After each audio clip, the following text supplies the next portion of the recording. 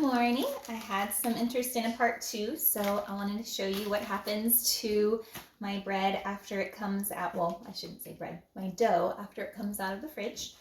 So it's been in there for about a day now. I like to put a shower cap over it just to keep it so it doesn't harden on the top or anything in the fridge. So it's been upside down in the Banneton overnight for 24 hours. The cool thing is the fridge slows down the yeast production so it doesn't rise anymore, but the flavors and the lactic acid continue to develop in the fridge at a normal rate. So the longer you leave it in the fridge, the more sour it will be. You can even leave it in the fridge up to 3 days. So, but I think 24 hours is just about right for me. So it's been a day. What I'm going to do is take, these are my little bread slings. They help me to transport it into the Dutch oven a little more easily. So I'm just going to flip it over and very carefully pull that up. And it's a nice round loaf. So the next step is to score the bread. Because if you don't score it, as it rises in the oven, it's going to find wherever the weakest spot is in the dough, and you're going to have a blowout. So you want to tell the dough where you want it to open up and spread and expand in. So I have this really cool little tool called a bread lom. This is a UFO bread lom, and there's also, oh, where's my other one? There's another one that's a more traditional one. Maybe here it is. This is a more traditional bread lom, and it has it's like a little hook, and you would insert the blade right here and you can score it that way. But I much prefer this. I feel like I have a little more control over it. It's a UFO lom, so you actually twist it to release the blade and then twist it back to tighten it. And there you go. What I'm going to do is I'm going to cut one big expansion right down the middle for it to really open up, but I also want to add a little bit of flair. So, because flair is fun. So I'm going to add some flour to the dough first, just for the sake of it being pretty. You can see your pattern a little bit better that way. And the dough, I like to take it straight from the fridge to this stage because with it being cold, it makes scoring so much easier. Mommy, they died juice, Mommy. Oh, taste that juice.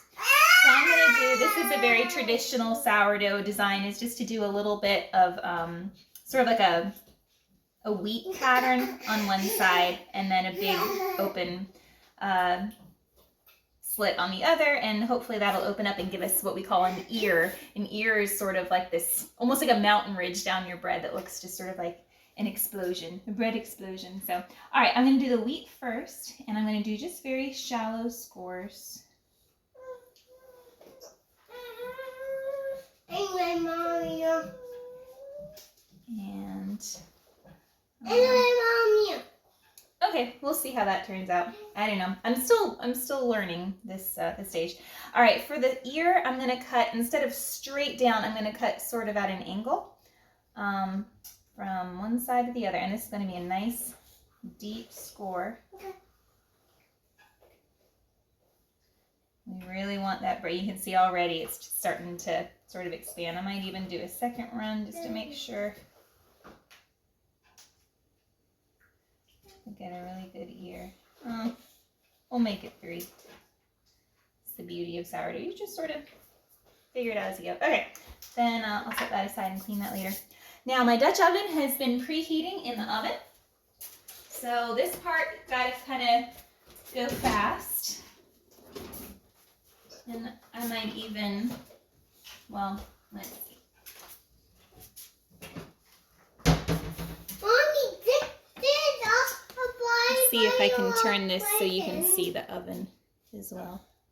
There's my oven in my messy kitchen. Okay. We're going to go real fast.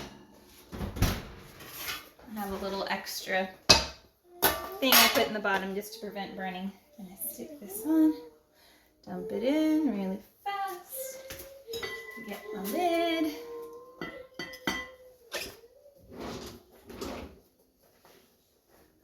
Y'all didn't see that, did you? So yeah, this sling, you just sort of, you can just dump it right in there. Makes it very easy. Okay. My camera's falling. Okay, dokie. I'm gonna stick it in the oven, and it's gonna be in here for about 30 minutes or so. We're gonna take the lid off and then bake it a little bit longer, another 25 minutes, and we will see how it looks. All right, we'll be back. So I actually decided, instead of doing 30 minutes with the lid on, 25 minutes with it off, I decided to go for a slightly softer crust. So it's actually been 40 minutes now, and I'm gonna let it cook for another 15 with the lid off. So that initial rise with the lid on allows it enough time to expand and rise all that it's going to. And then once it's fully risen, you can take the lid off for it to continue baking and browning. Traditional artisan sourdough loaves have a nice brown top, but I've found that if it's softer, it's a little easier to cut and slice. So this is the most nerve-wracking part, because it's like, how's it going to turn out with all the scoring and stuff, and did I proof it just right amount of time, and all these things. So this is a moment of truth, and let's lift off the lid and do the big reveal. Turn the light on too. Okay. And usually I'd go a little bit faster, but for the video's sake, I'll show you. Ooh, look at that. We have our nice ear and a pretty wheat pattern on this side. This is looking really good. I'm excited. All right, we'll leave that to cook for about 15 more minutes, and it'll be done. And I should probably explain, the whole reason that we cook in a Dutch oven is to create a moist environment so that the bread can fully expand to its full potential. We want to keep the top of it nice and moist so that it's expandable, because if we were to cook without a Dutch oven or with the lid off the whole time, what would happen is it would harden too fast on the top before the bread has fully risen. And so it would have nowhere to go. You might get sort of like a weird shape where it sort of blows out on the side or something.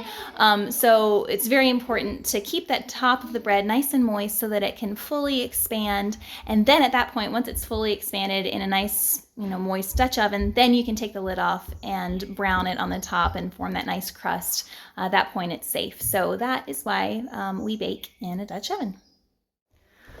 All right, the bread is done. See how it looks. So pretty. Oh, I love that ear.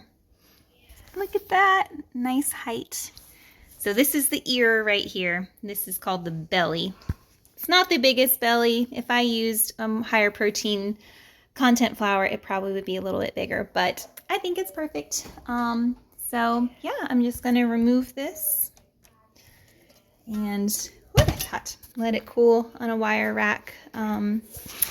And this is the hard part. You can't slice into it for another hour or so. Now, if you're going to eat the whole loaf, like right away, whatever, you can go for it. You don't have to let it cool, but it's probably best to.